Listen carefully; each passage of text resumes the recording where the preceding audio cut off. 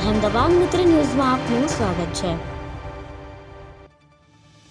વડોદરામાં સ્પાની આડમાં પરપ્રાંતીય યુવતીઓને રૂપિયાની લાલચ આપીને ચલાવવામાં આવતા દિવ્યાપાના ધંધાનો એન્ટી હ્યુમન ટ્રાફિકિંગ યુનિટે પર્દાફાશ કર્યો છે। પોલીસે પીડિત યુવતીઓને મુક્ત કરાવી સ્પા મેનેજરની ધરપકડ કરી છે, જ્યારે અન્ય એક આરોપીને વોન્ટેડ જાહેર કર્યો છે।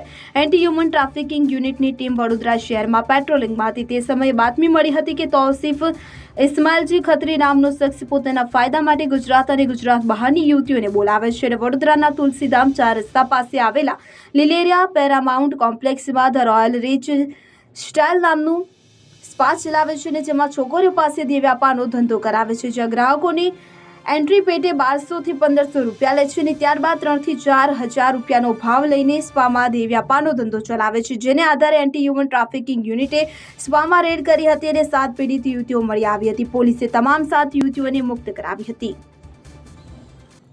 અહેમદાબાદ મિત્ર ન્યૂઝની યુટ્યુબ ચેનલને સબસ્ક્રાઇબ કરો અને બેલ આઇકોન જરૂરથી દબાવો, જેથી દરેક મહત્ત્વના વિડીયોની નોટિફિકેશન તમને મળતી રહે।